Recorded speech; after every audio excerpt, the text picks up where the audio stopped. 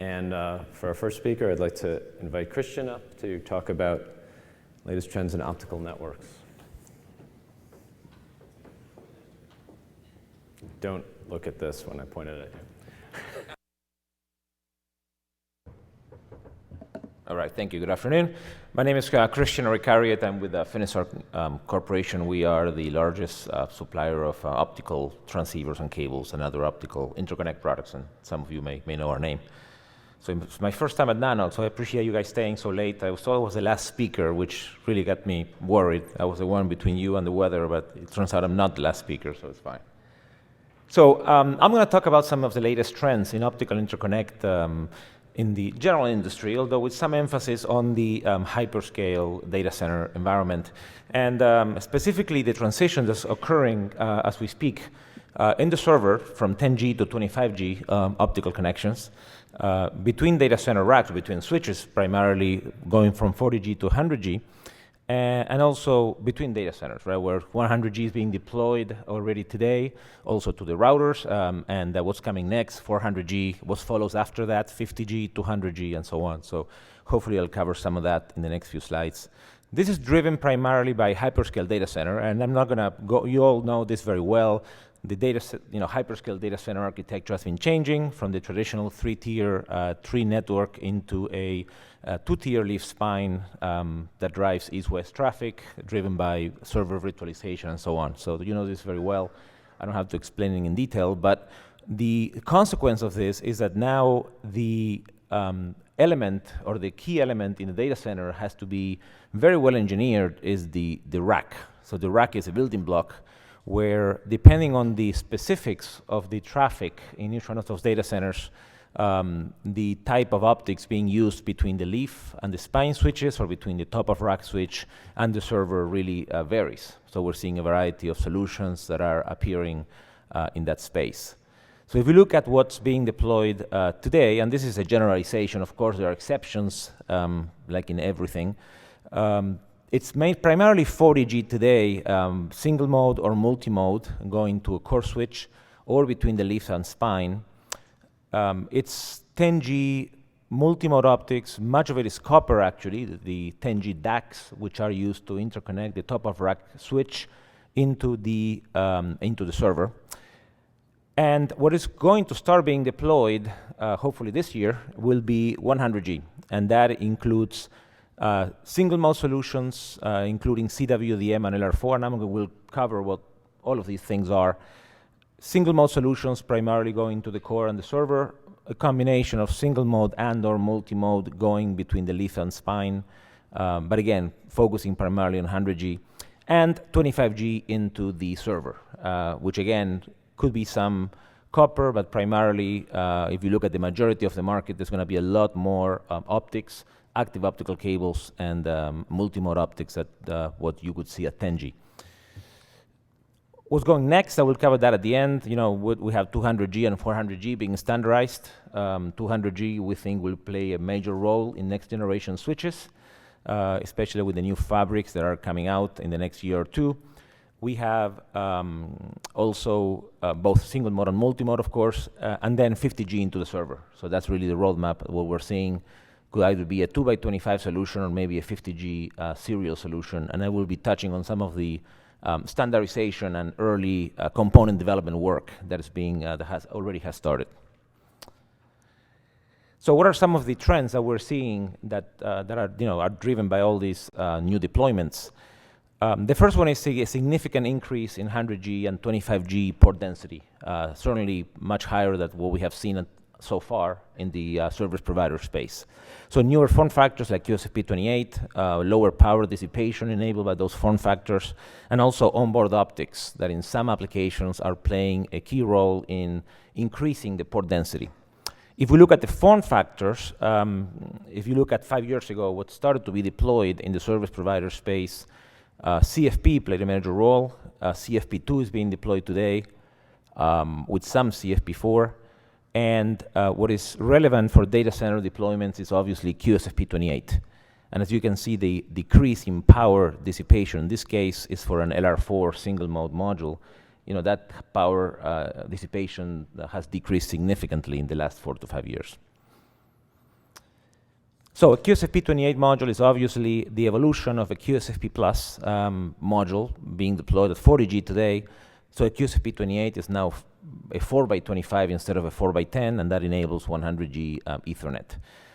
It is a standard form factor. It has been standardized by the SFF committee, and it enables, or it allows up to 3.5 watt implementations. There are some modules out there at 4.5 watts, although they have limited use. Not all boxes, not all systems can really use them. It can be provided in either a form factor that's a transceiver or an active optical cable, which is essentially two transceivers joined by a cable with no optical connector. And it can be used for either 100G Ethernet applications, but also for fan-out into the server. So one application is between switches, 100G port to 100G port. The other application is fanning out to SFP28, 25G transceivers. So one switch port going to 4 server ports at 25G.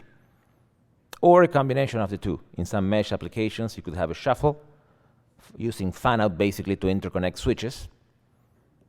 Or you could have a combination of breakout and shuffle. It really depends on the specifics of each data center architecture.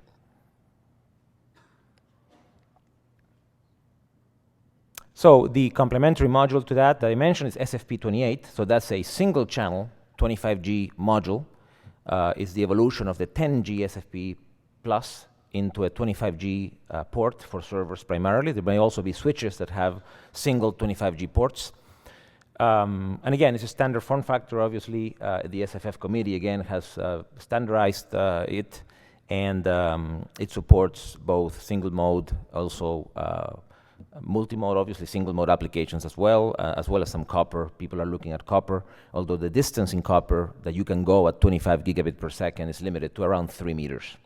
So the distance, has come down, where at 10G you could go up to 7 meters. Really, copper at 25G is only around 3 meters for a passive copper. So that makes optics much more relevant for 25G interconnects into the server. And also, just like QSFP28, they are available as either a transceiver module with an optical connector, LC in this case, or an active optical cable.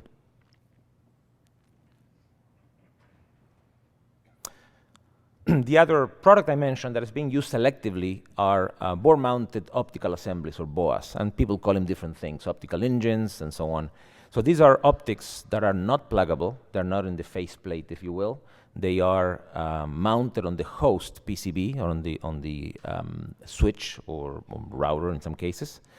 They are being used today already at lower bit rates, 10G actually per channel, in core routers, some supercomputers, and also some switches. Very few switches are using board-mounted optics.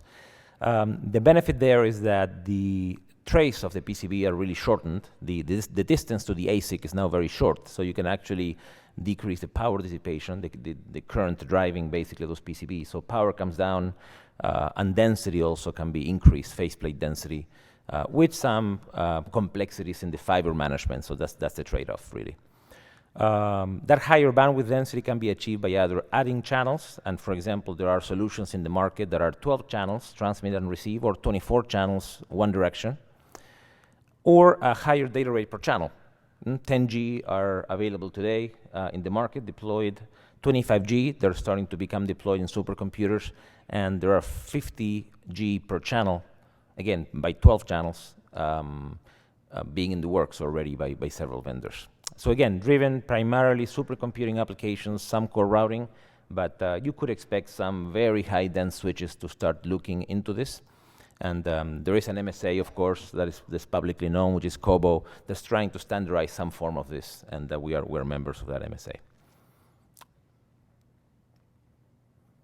So that's one trend. The second trend is the extension of the type of optical links, I would say, beyond the standards, beyond IEEE or ITU for that matter.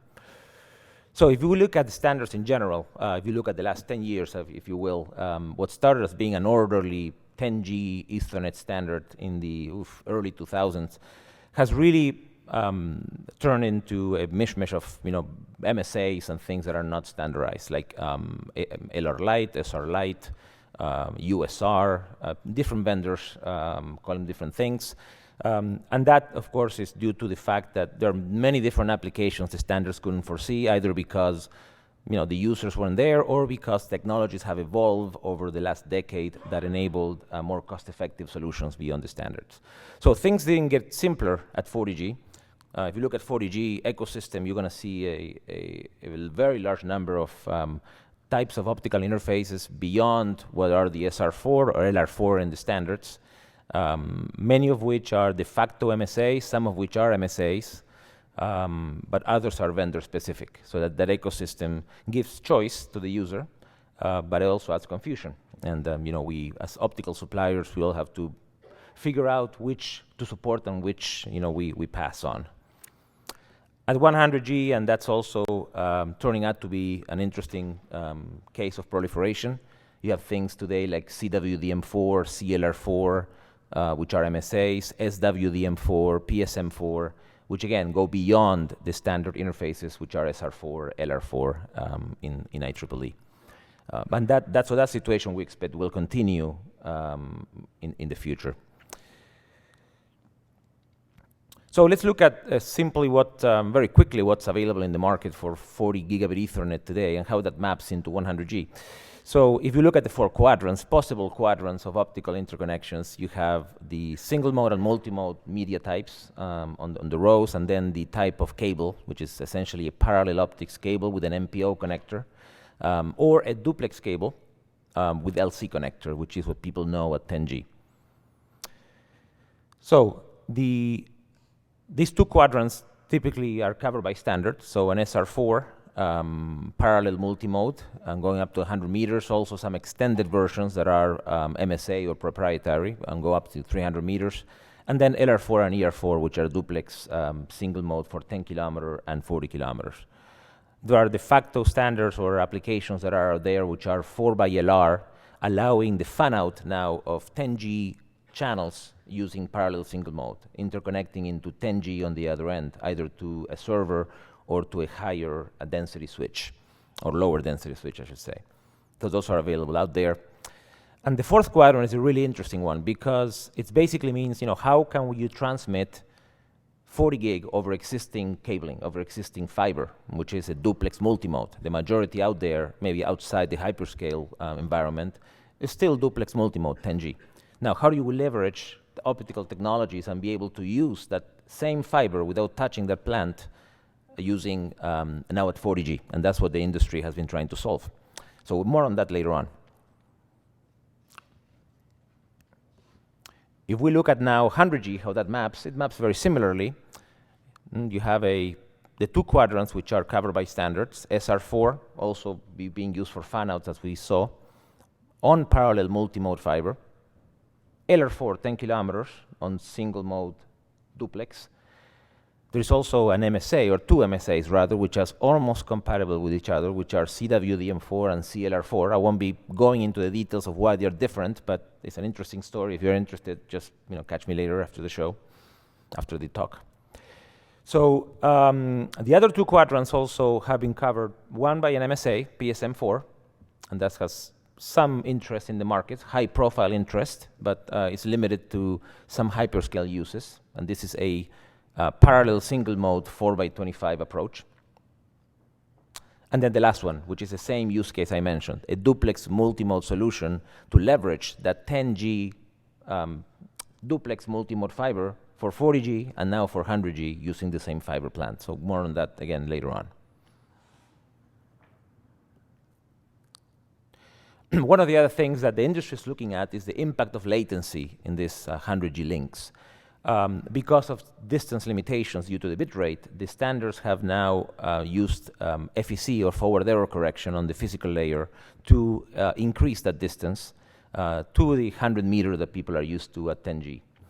So that FEC introduces an additional latency into the link, around 100 nanoseconds, which again are critical for some of the applications, not all, and HFT, or high frequency trading, is one of them. So here are some examples of both standards or MSAs that require the use of FEC or FEC. They include 100G SR4, 25G SR, which are expected to be very high volume interfaces, as well as the two single mode MSAs, which are CWDM4 and PSM4. They all require FEC to be in the link, namely on the host, in order to meet the distance, the target distance. So if we look at what 100 nanosecond means, right, in a multi-mode link, that is quite a significant addition. The propagation time of a bit over 100 meters of multi-mode fiber is roughly 500 nanoseconds. So now 100 nanoseconds of latency is, it's at 20%. So that's quite significant in performance into the link. So more on that in the next slide, on how to solve that. If we look at a single mode link, that could be 10 kilometers or it could be 2 kilometers, but let's look only at 500 meters, right, which is a single mode environment. So that propagation time is 2,500 nanoseconds. So now the amount of FEC, of delay introduced by the FEC, the latency introduced by the FEC, which is 100 nanoseconds, is less significant. So you could argue that for single mode, you really don't care about latency. You have a more pressing problem, right, which is the actual fiber itself. So for multi-mode applications, what the industry is looking at is how to guarantee also 25G solutions or 4x25G solutions that do not require FEC. So there are such transceivers now at both QSFP28 or SFP28 for 25G that of course give up on distance, 30 meters or 40 meters, depending on the type of multi-mode fiber, but again, without requiring the FEC, without adding that latency into the link. So that's also something the industry is solving, which again goes beyond what the standards have written.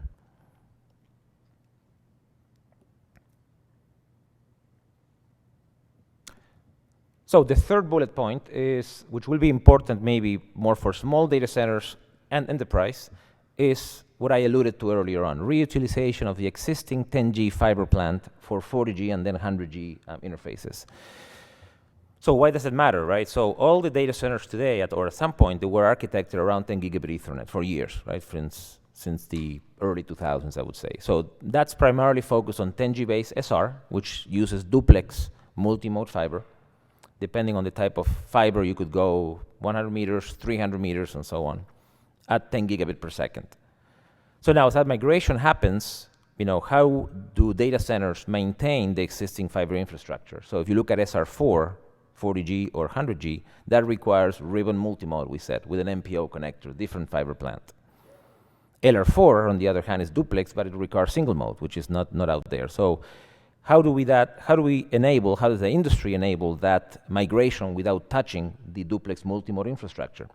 So the solution is something that was announced recently, actually, by a group of vendors called SWDM, or shortwave WDM, is basically using a similar solution to a CWDM approach, but rather now in the 850 nanometer window, which transmits over multi-mode fiber.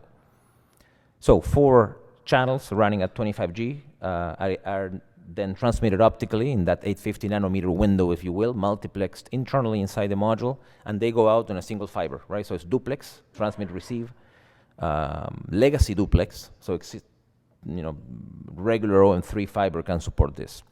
So this is now a consortium. There's this group called SWDM Alliance. It's a group of vendors, system OEM vendors. There are optical vendors, fiber vendors, and so on that promote this SWDM technology to enable legacy use, the use of legacy fiber on 40G and 100G. So that will complete basically that last quadrant. There is one solution that's out there today already called bidirectional or BIDI. Some people call it BiDi or BIDI. It's really a vendor-specific solution that is not very widespread, and it basically transmits 20 gigabit channels over both fibers. So it's really not a very common approach like a WDM where 4 channels are on the same fiber. It has its limitations with respect to distance and also with respect to ease of use. Since you have light on both fibers, so for some installers it's somewhat complicated, but it can do the job for shorter distances. And then SWDM4, which again is more widely supported, and it expects to actually meet the same distances that you get at 10G today. So again, not touching the existing fiber plant. So again, that's at 40G for that quadrant, and then at 100G, the only solution really out there, to now, and to my knowledge, is really SWDM4 for that duplex multimode quadrant at 100G. So that's something you could expect to see also in the next few months or a couple of years being deployed.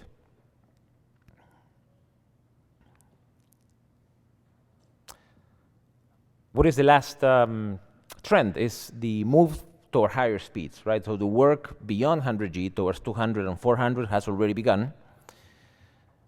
There are two distinct applications, just like it happened at 100G. The first one is service provider focused, and it's essentially interconnection between routers or router to DWDM transport. And the requirement there is time to market as well as supporting multiple reaches. So it's not so much density or size or power dissipation. So this is the market that deployed CFP, CFP2, CFP4 since the year 2010. And that first generation module, basically the primary burden is it has to provide a density advantage with respect to using 400G modules like QSFP28. The second market is the one that we're alluding to here, which is Datacenter Enterprise, and this is basically 200G uplinks, like I said at the beginning, also, or 4x100G, some people are looking at that, as well as 4x50 into the server. So that is the requirements for that is primarily high port count and density. The market is only now starting to deploy QSFP28s and SP28, so we anticipate this will be a 200G space maybe within 2 years or 2 to 3 years. Some people are thinking, well, why not 400G directly, right? And the challenge there, of course, is power and density and size. So putting a 400G Ethernet technology, current technology, inside a QSFP-like module would be very complicated from the size and also from the power dissipation standpoint, right? Fitting 3.5 watts in there. So a better product, the industry thinks will be something like a 200G QSFP, right? Namely now QSFP 56, right? 50G per lane, 4 lanes, now enabling 200G applications, could also fan out to 4x50G. And of course that jives well with servers, which are now, which have a roadmap to 50G already. So what is going on there is just standardization. So the IEEE has already begun standardization of physical layer or optical, PMDs for within 802.3 BS.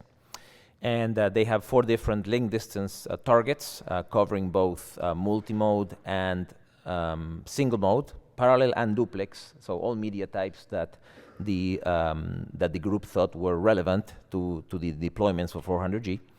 There are also two electrical IOs that are being standardized to take advantage of different implementations of 400G on the host, some based on 25G IO, like Kadawi 16, or the other one based on 50G IO, Kadawi 8.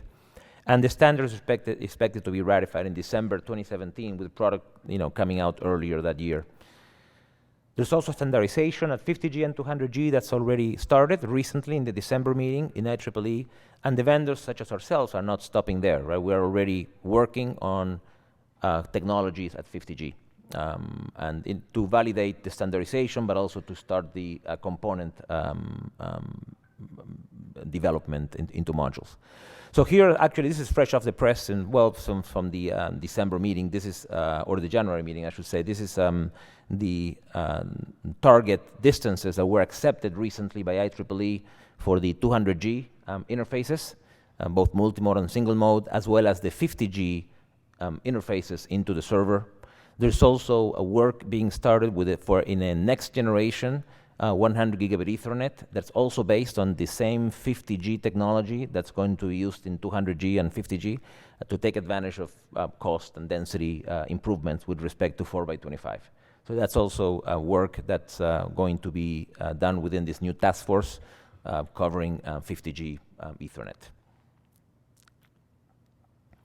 We are, of course, as I said, as a leading vendor, Finisar and others are working already in this technology, 50G PAM4 based optics.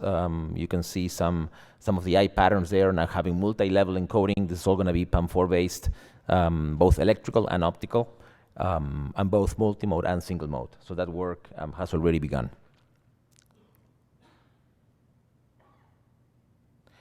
Here's an example of an early module, and this is for the first market that I mentioned, the service provider market. So this is a CFP2-sized module, roughly, that supports 400G. So it's called CFP8, and it's being standardized by the CFP MSA, a group of multiple vendors in the optical space. And it's targeting early, the first-generation routers and DWDM systems with 400G client interfaces. So that's already being standardized, and you could expect to see that in the next 2 to 3 years in the market. Here's just an example of the complexity. I won't go into the detail here, but these modules are now highly complex with the additional complexity of the 50G PAM4, both optical and electrical interfaces that require new testing infrastructure and manufacturing infrastructure and so on.